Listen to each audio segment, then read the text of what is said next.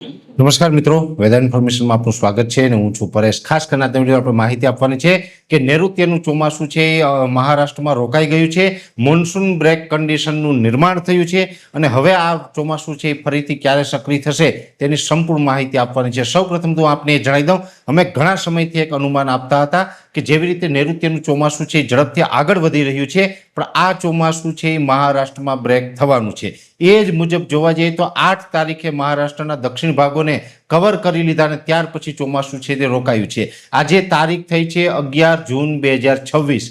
8 તારીખે જે જગ્યાએ ચોમાસું પહોંચ્યું હતું એ 8, 9 અને 10 અને 11 એટલે કહી શકાય કે આજે છેલ્લા 4 દિવસથી ચોમાસું 1 ઇંચ પણ આગળ નથી વધ્યું। ચોમાસું છે એ મહારાષ્ટ્રના દક્ષિણ ભાગો કવર કરી અને ત્યાં નિષ્ક્રિય થઈ અને ચોમાસું રોકાઈ ગયું છે અને અત્યારે મોન્સૂન બ્રેકની કન્ડિશન સર્જાઈ ગઈ છે।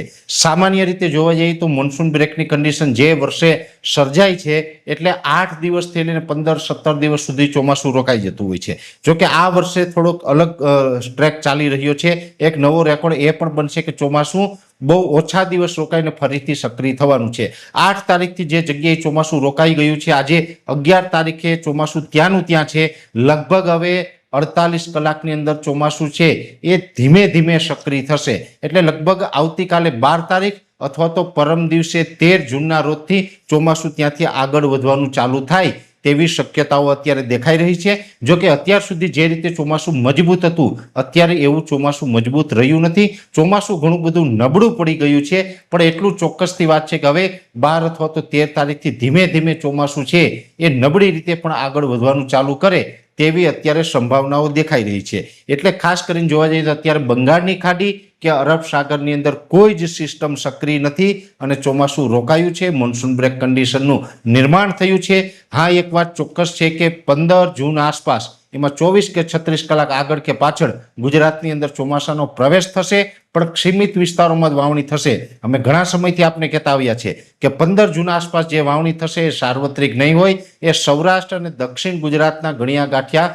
વિસ્તારમાં એટલે કે સીમિત વિસ્તારની અંદર એ વાવણીનો લાભ મળશે। બધા જ ને વાવણીનો લાભ નહીં મળે। 22 થી 25 જૂન વચ્ચે જે ચોમાસું ફરીથી પાછું સક્રિય થશે એમાં વધુ વિસ્તારને લાભ મળી શકે। એટલે એ બીજો રાઉન્ડ હશે ને ત્રીજો રાઉન્ડ છે 28 જૂનથી ચાલુ થશે ને 3 તબક્કે વાવણી થવાની છે અને 3 તબક્કામાં વાવણી થશે। એમાં પછી ત્રીજા તબક્કામાં ઓલ ઓવર ગુજરાતમાં સાર્વત્રિક ચોમાસું છે બેસી જશે। એટલે આ જે આપણે વાર્ષિક કાર્યક્રમની અંદર પણ આ જ વાત કરી હતી, આપણે સતત એપ્રિલ મહિનાથી જે વાત કરતા આવ્યા છે એ જ મુજબનું અત્યારે ચોમાસું ચાલે છે।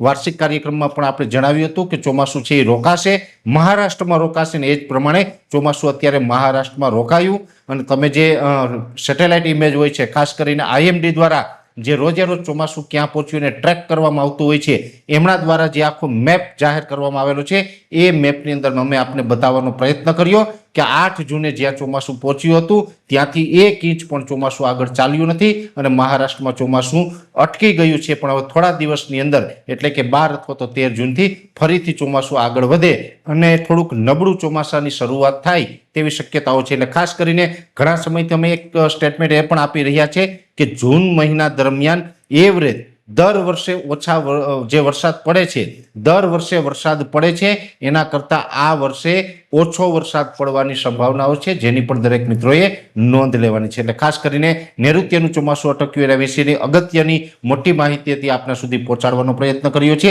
વિશેષ માહિતી છે નેક્સ્ટ વિડીયોમાં આપવામાં આવશે। અત્યારે આ વિડીયોની અંદર એટલું જ। અંતમાં દરેક મિત્રોને વિનંતી રહેશે આ વિડીયોને લાઈક આપીને દરેક ગ્રુપમાં શેર કરી દેવો। જો તમે અમને યુટ્યુબ ઉપર જોઈ રહ્યા હોય તો ચેનલને સબસ્ક્રાઇબ કરજો, સાથે ફેસબુક તથા ઇન્સ્ટાગ્રામ આઈડીને ફોલો કરજો। નમસ્કાર।